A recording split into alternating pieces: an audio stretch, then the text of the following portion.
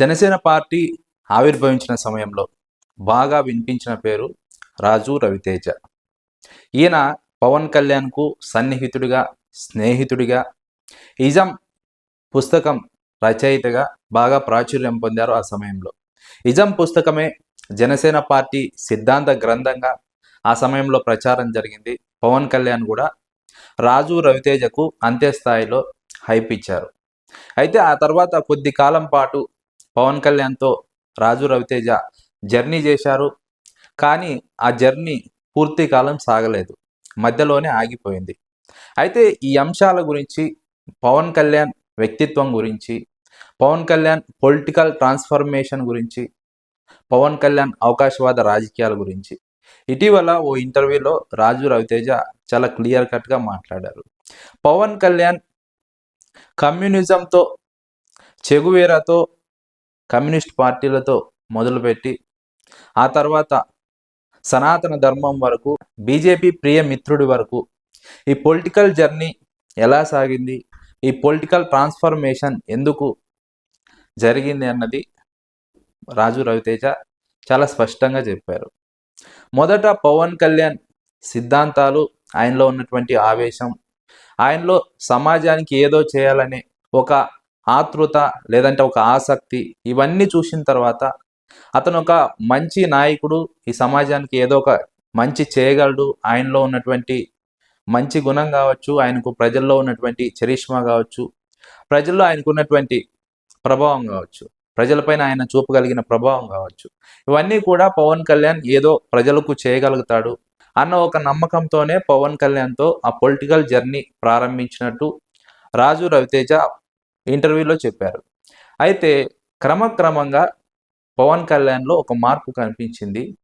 ఆ మార్పు కారణంగానే పవన్ కళ్యాణ్ నుంచి తాను దూరమైనట్టు రాజు రవితేజ స్పష్టంగా పేర్కొనడం జరిగింది.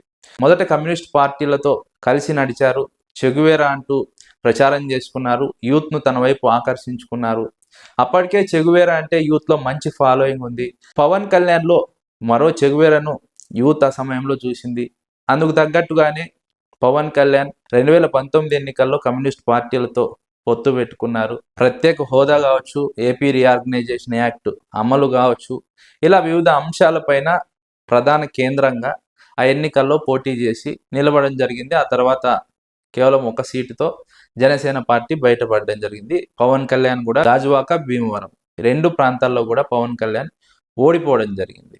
2019 ఎన్నికల ఓటమి పవన్ కళ్యాణ్లో కీలక మార్పు తీసుకొచ్చిందన్నది రాజు రవితేజ అంచనా. పవన్ కళ్యాణ్ సినిమా నేపథ్యం నుంచి వచ్చిన వ్యక్తి.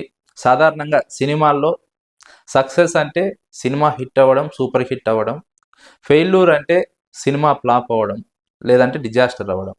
ఇది సినిమా వ్యక్తులు సక్సెస్ను, ఓటమిని చూసేటువంటి కోణం. ఇదే కోణంలో పవన్ కళ్యాణ్ విజయాన్ని, ఓటమిని చూశారన్నది రాజు రవితేజ అభిప్రాయం. రాజకీయాల్లో, ఎన్నికల్లో గెలుపే సక్సెస్, ఓటమన్నది ఫెయిల్యూర్ కింద పవన్ కళ్యాణ్ గుర్తించారు. అందుకే పవన్ కళ్యాణ్ సక్సెస్ వైపు పరిగెత్తారు. ఆ పరిగెత్తే క్రమంలోనే తన స్టాండ్ను మార్చుకున్నారు. తన స్టాండ్ మార్చుకోవడంతో తన ఐడియాలజీ కూడా క్రమంగా మారింది. చెగువేరతో మొదలైనటువంటి ఐడియాలజీ ఇప్పుడు సనాతన ధర్మం వరకు కొనసాగుతోందన్నది ప్రధానంగా రాజు రవితేజ చెప్పినటువంటి అంశం. అయితే పవన్ కళ్యాణ్ పొలిటికల్ ట్రాన్స్ఫర్మేషన్ మొత్తం కూడా సక్సెస్ కోసమే, అంటే పదవి కోసమే అన్నది రాజు రవితేజ గట్టి నమ్మకం. పవన్ కళ్యాణ్ రాజకీయాలను సినిమాలతో పోల్చి చూశారు. సినిమాల్లో సక్సెస్ అవ్వడం వేరు, ఫెయిల్యూర్ కావడం వేరు. రాజకీయాల్లో తాను నమ్మిన సిద్ధాంతం వైపు నిలబడడం వేరు, విజయం కోసం పరిగెత్తడం వేరు. తాను నమ్మిన సిద్ధాంతం కోసమే నిలబడమే రాజకీయాల్లో విజయం. ఎన్నికల్లో గెలవడం విజయం కాదు. ఇక్కడ గెలవడం అంటే తాను నమ్మిన సిద్ధాంతాల కోసం నిలబడమే, తాను నమ్మిన ధర్మం కోసం పాటుపడమే అన్నది రాజు రవితేజ అభిప్రాయం. పవన్ కళ్యాణ్ ఇప్పుడు రాజకీయాల్లో సినిమాల్లో లాగే సక్సెస్ కోసం పరిగెడుతున్నారు. ఆ పరిగెత్తే క్రమంలోనే బీజేపీ వైపు నడిచారు, దగ్గరయ్యారు. 2024 ఎన్నికల్లో దాదాపుగా 100% స్ట్రైక్ రేట్తో గెలిచారు.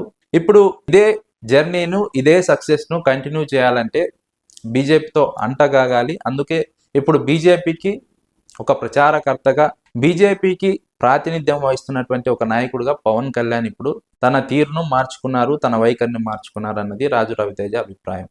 అందుకే బీజేపీ ఎజెండాను పవన్ కళ్యాణ్ అమలు చేస్తున్నారు. పవన్ కళ్యాణ్ పిఠాపురానికి ప్రాతినిధ్యం వహించడం లేదు, ఆంధ్రప్రదేశ్కు ప్రాతినిధ్యం వహించడం లేదు.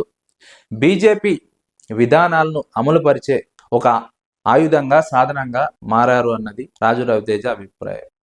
పవన్ కళ్యాణ్ సనాతన ధర్మాన్ని నెత్తినెత్తుకోవడానికి, అప్పటి వరకు ఉన్నటువంటి కమ్యూనిస్ట్ ఐడియాలజీని పక్కకు దించి సనాతన ధర్మాన్ని నెత్తినెత్తుకోవడానికి ప్రధాన కారణం పవన్ కళ్యాణ్ సక్సెస్ కోసం పరిగెత్తడమే అన్నది రాజు రవితేజ ప్రధాన అభిప్రాయం.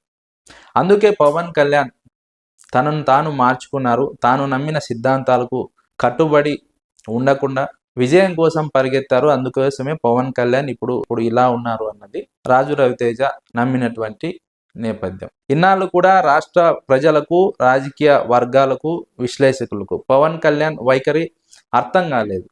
అయితే ఇప్పుడు రాజు రవితేజ ఒక క్లారిటీ ఇచ్చినట్టు అవుతోంది.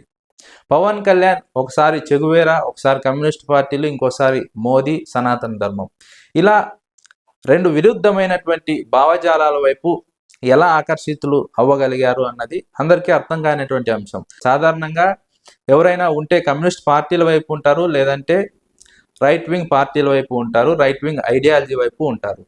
కానీ పవన్ కళ్యాణ్ విరుద్ధంగా కమ్యూనిస్ట్ పార్టీలతో మొదలయ్యి ఇప్పుడు రైట్ వింగ్ పార్టీలతో ప్రయాణం సాగిస్తున్నారు.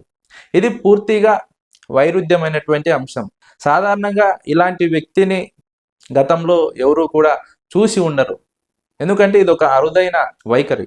కమ్యూనిస్ట్ పార్టీ ఐడియాలజీ బుర్రకెక్కిన వారు ఆ పార్టీతోనే కొనసాగుతారు, లేదంటే బూర్జువా పార్టీల్లో కొనసాగుతారు, కానీ బీజేపీ వైపు వెళ్ళరు. ఇది సాధారణంగా జరిగేటువంటి అంశం. అదేవిధంగా బీజేపీ, రైట్ వింగ్ పార్టీలు, రైట్ వింగ్ ఐడియాలజీతో ఉన్నటువంటి కార్యకర్తలు, నాయకులు ఆ పార్టీలతో ఉంటారు, లేదంటే మధ్యస్థంగా ఉన్న పార్టీల వైపు వెళ్తారు. కమ్యూనిస్ట్ పార్టీల వైపు మాత్రం వెళ్ళరు. ఇది సాధారణంగా జరిగేటువంటి అంశం. అయితే పవన్ కళ్యాణ్ కమ్యూనిస్టులతో మొదలుపెట్టి రైట్ వింగ్ పార్టీలతో, రైట్ వింగ్ ఐడియాలజీతో ప్రయాణం చేయడం వెనుక ఆయనకున్నటువంటి ఏకైక ఉద్దేశం అధికారమే. అధికారం కోసమే పవన్ కళ్యాణ్ ఇదంతా చేశాడు.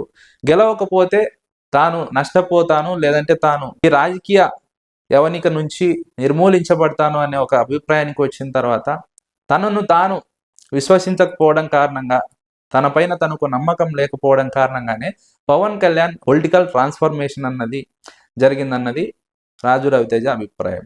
అయితే రాజు రవితేజ ఇంటర్వ్యూ ద్వారా కొంతవరకు పవన్ కళ్యాణ్ ఎందుకు ఈ ట్రాన్స్ఫర్మేషన్ జరిగింది, పవన్ కళ్యాణ్ వైఖరిలో అన్న విషయంలో కొంతవరకు స్పష్టత వచ్చిందన్నది రాజకీయ విశ్లేషకుల అభిప్రాయం.